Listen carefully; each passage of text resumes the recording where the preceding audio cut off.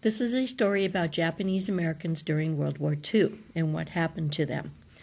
Play the story at your own speed. You will need to pause at several points in this presentation. Please get a highlighter or colored pencil. When you pause, you will have instructions for answering questions by highlighting your text. When you are completely done with the entire recording, answer the 21 questions.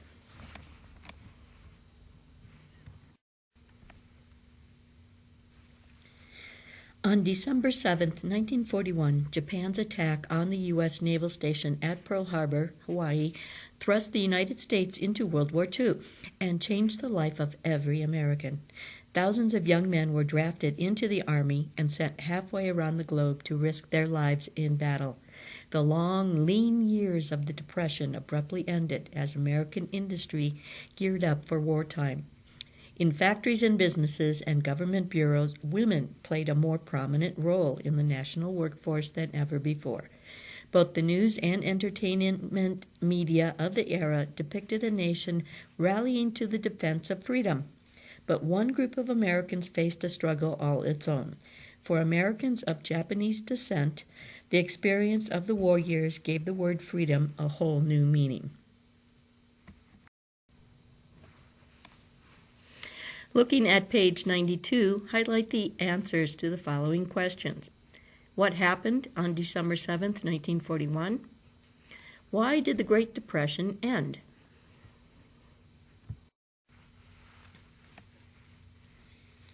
Yumi Ishimaru was used to picking up and moving on. In 1905, at the age of 20, she left Yamaguchi, Japan, for San Francisco to marry a man she had only seen in a picture. After being detained with other picture brides for medical tests at Angel Island, Yumi reached the mainland, met Masajiro Kazaoka, and found him shorter than she expected.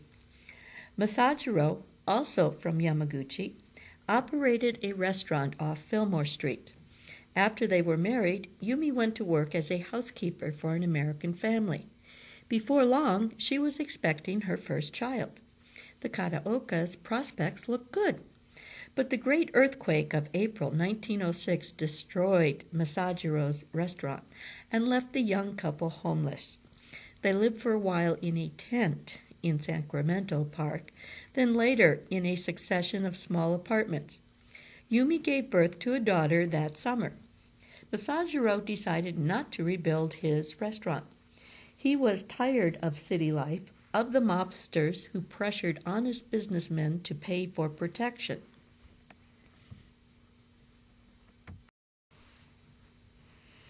Looking at page 93, highlight the answers to the following questions. Why did Yumi leave Japan? Where did Yumi live in California? What happened in April 1906?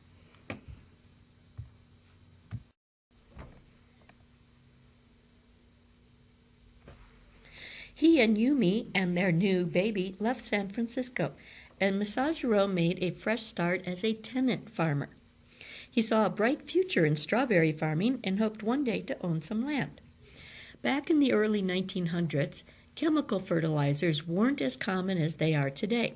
Strawberry crops could be grown in the same ground for only about 3 years before the essential soil nutrients were used up. If Masajiro had owned a big farm, he could have shifted his crops around. Since he was a tenant, he had to move to where the berries would grow. So he and his family lived lightly on the land. They didn't stay in one place long enough to put down roots. In 1913, the state of California dashed Masajiro's hope of ever owning his own farm. A new law denied the right of land ownership to anyone who was not eligible to become a U.S. citizen. And, according to the Federal Nationalization Law of 1790, only white immigrants were permitted to become naturalized citizens. Although the California Alien Land Law didn't mention the Japanese or any other group by name, its intent was obvious. Ever since the gold rush of 1849, white workers in the western states had seen Asians arrive in increasing numbers to find a place in the American economy. During hard times, competition for jobs brought racial tensions to the surface. A wave of anti-Chinese feelings sparked violence in the 1870s and 1880s and prompted Congress to pass the Chinese Exclusion Act of 1882. Over the following decades, Japanese immigrants faced similar resentment. In 1906, the San Francisco School Board segregated all Japanese, Chinese, and Korean children into an Oriental school. When the Japanese government protested, President Theodore Roosevelt offered a deal. He would reverse the school policy if Japan agreed to let only professionals of certain categories emigrate to the United States. The so-called Gentleman's Agreement prevented an international confrontation. But bias against the Japanese in California increased. The 1913 Alien Land Law was designed to make people like Yumi and Masahiro Kataoka permanent outsiders. Farm life was hard for the Kataokas. Yumi and Masahiro eventually had 6 children, and all of them had chores to do before and after school. Tsuyako, the youngest daughter, was born in 1918. She got her nickname Socks from white friends who couldn't pronounce her real name. The nickname made her feel more American. Socks remembers that there was no Saturday or Sunday or Monday in the strawberry business, only work day. She remembers that no matter how difficult and tiring the labor, her mother was usually singing. Looking at page 94, highlight the answers to the following questions. What is Masahiro's new work plan? What are the terms of the Naturalization Law of 1790? What happened to Japanese schoolchildren in 1906 in San Francisco?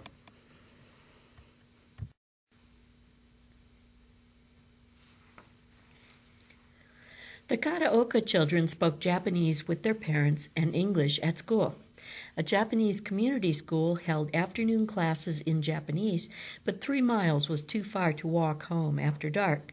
Most of what Socks and her siblings learned about their heritage, they learned at home. The Kataokas were Buddhists, and frequently the Buddhist priests from Alameda came to conduct services in their living room for anyone who wanted to attend. Masahiro's favorite Japanese tradition was the celebration of the New Year. It lasted a whole week with lots of company, and Yumi spent long hours in the kitchen preparing Japanese foods to serve the guests. The house had to be spotlessly clean before midnight on New Year's Eve with new wallpaper to symbolize a new beginning. These practices reminded the Kataokas of their roots, but they mainly considered themselves Americans. Masahiro and Yumi were proud that all their offspring were American citizens. Masahiro didn't want to go back to Japan to live, but he did promise himself that one day he would return for a visit, one day when he wasn't so busy. In 1932, Masahiro began renting farmland from a Mrs. Perkins, a strong-willed pioneer rancher whose family owned one of the largest rose nurseries in the world. Mrs. Perkins didn't make Masahiro sign a contract for the land. She even let him build his own house on it. She hired Socks' older sister, Nobuko, to work in her big ranch. Nobuko got her nickname, Ni, from the Perkins children, who were tall for their ages and considered her tiny. Ni cooked and cleaned and performed many more tasks than were expected of her, such as chopping firewood.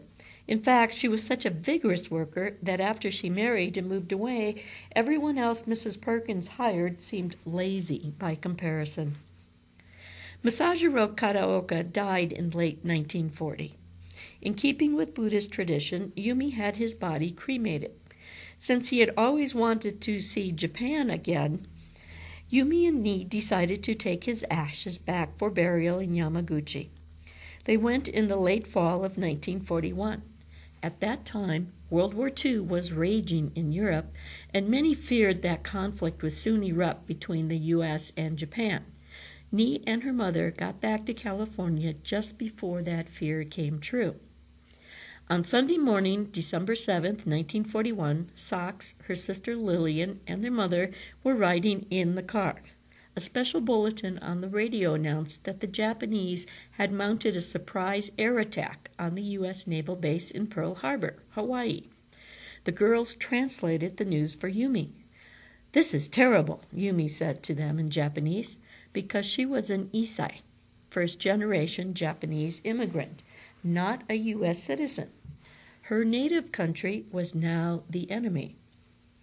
Socks and Lillian knew that their lives were about to change. They were Americans, born on American soil. They listened to the same music, followed the same fashions, pledged allegiance to the same flag as everyone else. But now they wondered how other Americans would treat them. They wondered if the storekeepers would still sell them food. Over the next few weeks, shops in town around the area began posting signs telling Japanese customers to stay away. Old hostilities found new expression in the name of patriotism.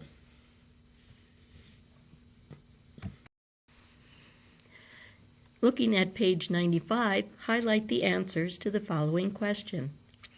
What religion did the Karaokas follow?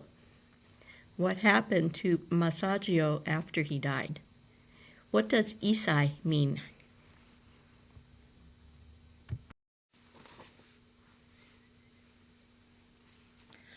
There were scattered incidents of violence against Japanese Americans and their property.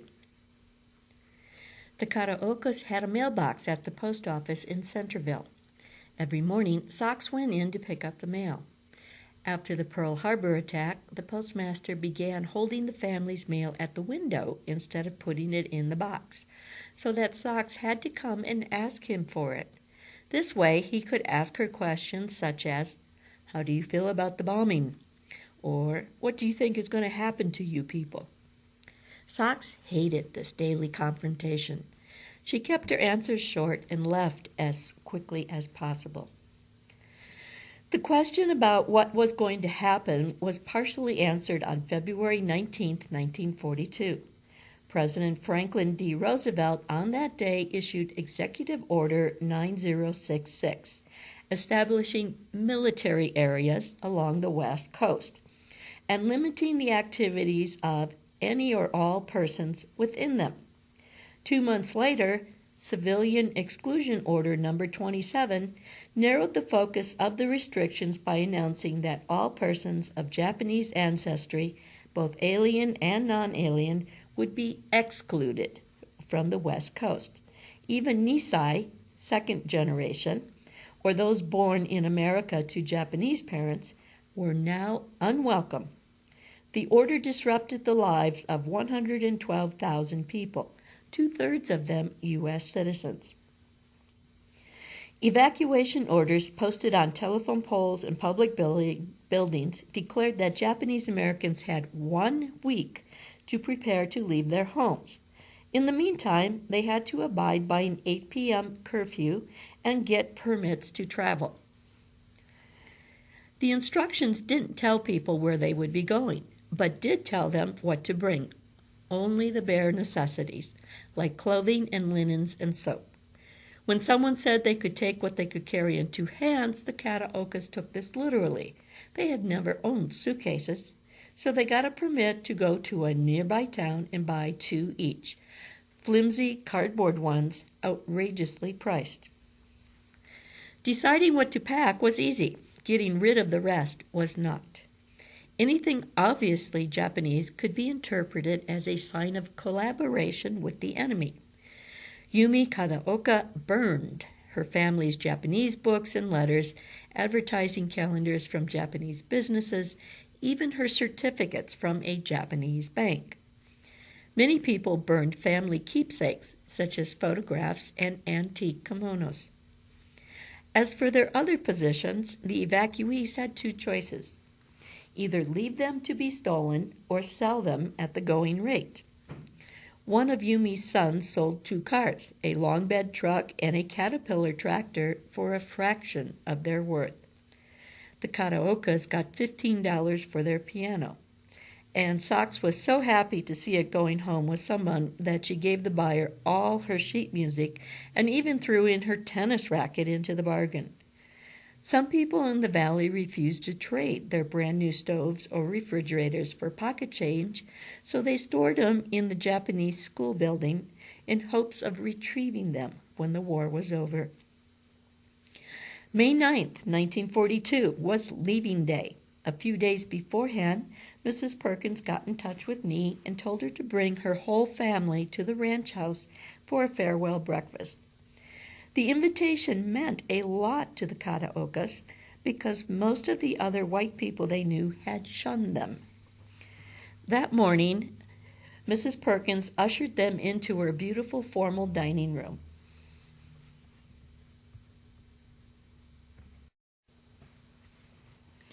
Looking at page 96, highlight the answers to the following questions. What were the terms of Executive Order 9066? What were the terms of Civilian Exclusion Order number 27? How did people decide what to pack?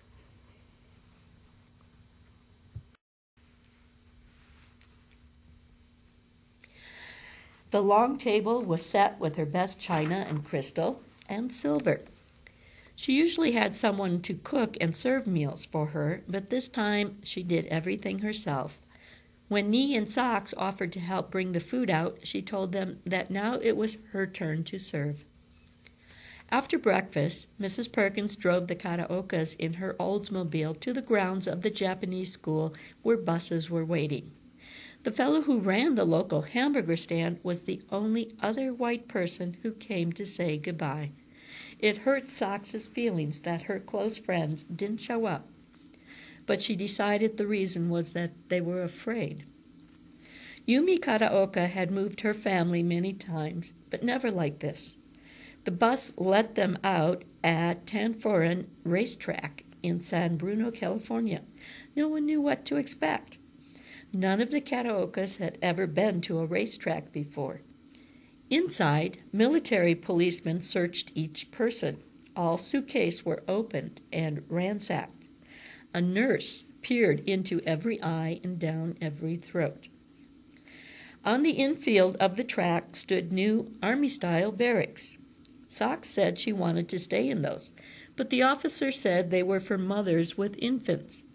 He led the Kataokas around back to the stables.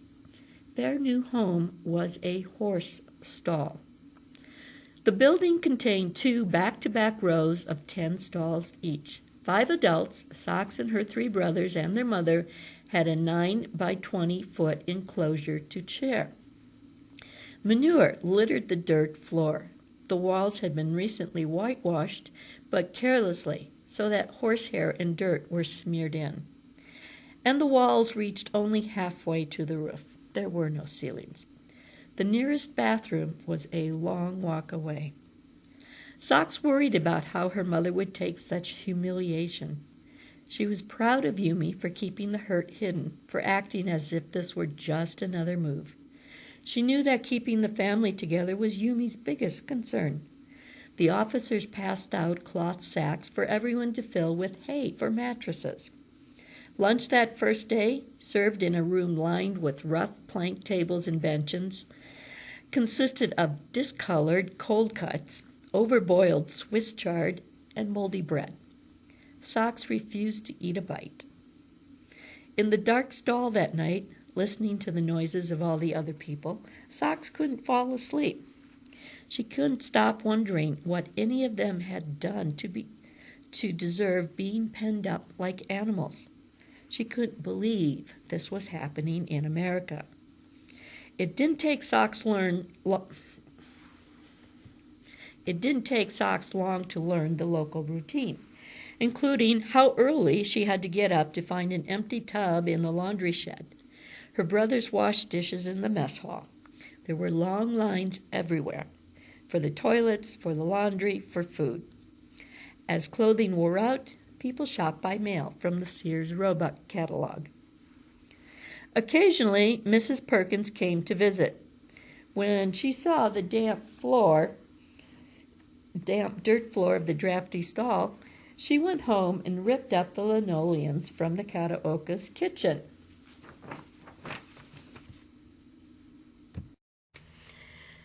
Looking at page 97, highlight the answers to the following questions. To what location did the buses take Yumi and her children? Describe the new home for the Kataokas. What were the new routines in the camp?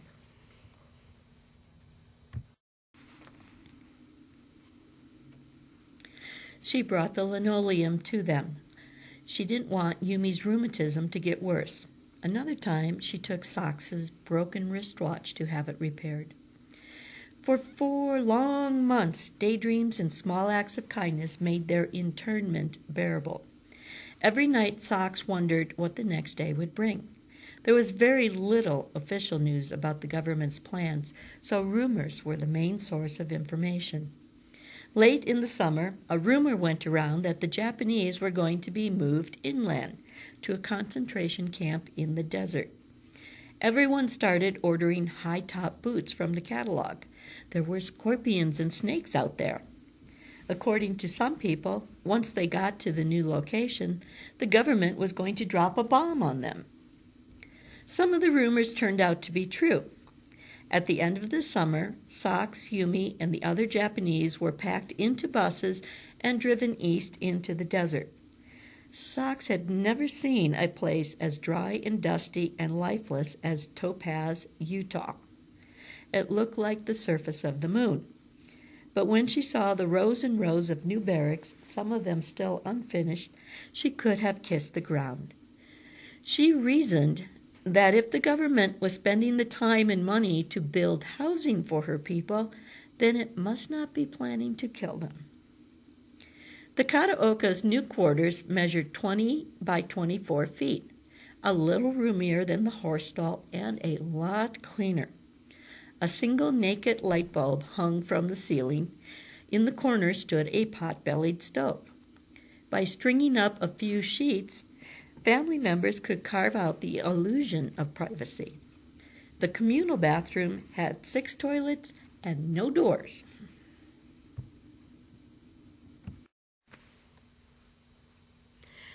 Looking at page 98, highlight the answers to the following questions.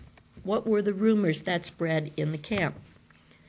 To what location did the Kataokas move next? Describe the Kataokas' new home.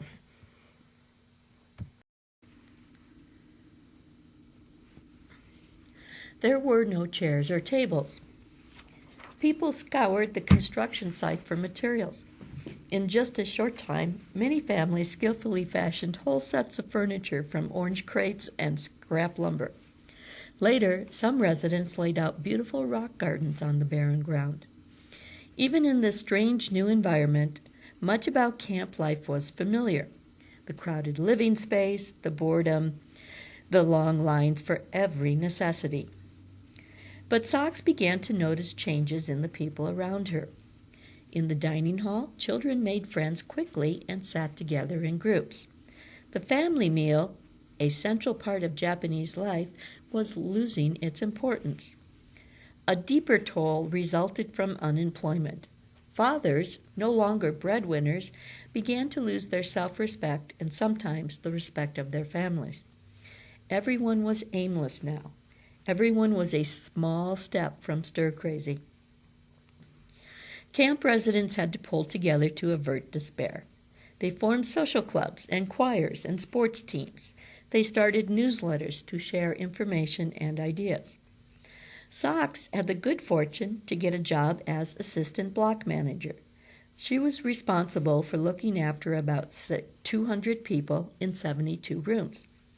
The managers met every morning to discuss the needs of their residents.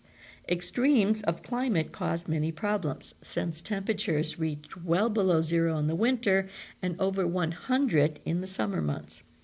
Food was another source of complaint. The animal innards, such as liver, gizzard, tongue, brains, and chitterlings, that made up much of the meat ration were foreign to the Japanese diet. Socks found them sickening. When the quality of meat improved after a while, Socks decided that the project director must have figured out that her people were human. The block manager meetings gave Socks and the others some sense of value, but everywhere they looked, barbed wire, and police patrols and curfews and watchtowers with armed guards constantly reminded them of their status. The word around camp was, "Don't go near the fence." Most of the military policemen were fresh out of combat duty, and they did not hesitate to use their weapons. At Topaz one day, a man was picking some wildflowers along the barbed wire. A guard yelled, "Halt!" but the man was hard of hearing. He kept on picking and was shot. And once, a grandfather playing catch with his grandson went to retrieve the ball from just beyond the fence. The guard who killed him told authorities that the old man had tried to escape. Looking at page 99, highlight the answers to the following questions. What did camp members do to prevent boredom? What was Socks's new job? About what items did the camp residents complain? Why was the fence area dangerous?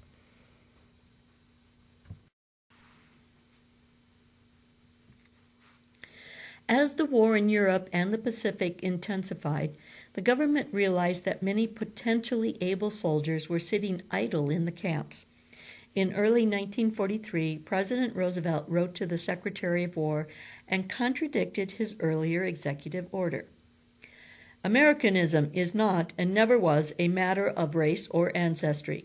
Every loyal American citizen should be given this opportunity to serve this country in the ranks of our armed forces. By means of a loyalty questionnaire, Uncle Sam began recruiting Nisei. In all, more than 30,000 Japanese Americans joined the service during the war. Others protested that they wouldn't serve until their families were allowed to return to the West Coast. About 300 so-called no-note boys refused to pledge their loyalty and were jailed for draft resistance. The questionnaire was also used as a means of releasing internees into the workforce. In the camps, this process, however objectionable, stirred the first hopes of freedom. On November 11, 1944, President Roosevelt lifted the civilian exclusion order. A month later, the government announced that the internment camps would be closed within a year. Socks married a young man called Tom Kitashima in August 1945, just as the bombing of Hiroshima and Nagasaki brought the war to its conclusion. The camp supervisor offered her a job helping to process the closure of the camp. But since there wasn't a job for Tom, Socks said she couldn't stay. Even so, the supervisor found her a good position in San Francisco. A few nights before Socks and Tom were set to leave Topaz, the supervisor and his wife invited them out for dinner and a cowboy movie in the town of Delta, 16 miles from the camp. There were rules against this kind of socializing, but the white couple didn't seem to care. The supervisor also gave them a blanket for the cold train ride to San Francisco. The government was using old, dilapidated railroad cars to relocate the internees. On an October morning in 1945, Socks repacked the suitcase she had been living out of for 3 years and 4 months. Yumi Kataoka, now 60 years old, prepared to move one more time.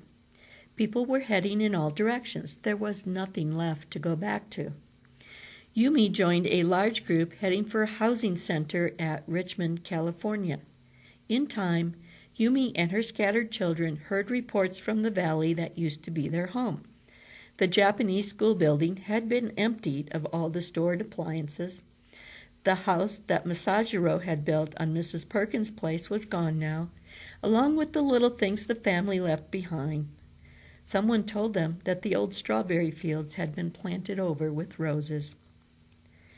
Shortly after the war was over, the government began considering ways to compensate Japanese Americans for their internment. In 1947, all Japanese American draft resistors received a presidential pardon. The following year, the Evacuations Claims Act provided partial repayment for lost or destroyed property, but the slow processing of claims drew widespread criticism. Gradually, pressure mounted for new laws to guarantee that nothing like the relocation program would ever happen again. During the bicentennial celebration in 1976, President Gerald Ford revoked Executive Order 9066 and formally apologized to Japanese Americans. 4 years later, the Commission on Wartime Relocation and Internment of Civilians began its investigation, which resulted in passage of the Civil Liberties Act of 1988. Under the provisions of this law, each surviving internee received $20,000 as symbolic reparation for their hardship. The law also provided compensation for the Aleut people of Alaska who were relocated from their island homes after a Japanese invasion. In addition, the act established a fund for educating the public about the internment experience. Looking at page 100, highlight the answers to the following questions. What did President Roosevelt do in 1943? How many Japanese Americans enlisted in the U.S. military? When did Sox leave the camp? What were the terms of the Civil Liberties Act of 1988? Congratulations, you are finished. Now get the handout with the 21 questions and answer those, please. Thank you.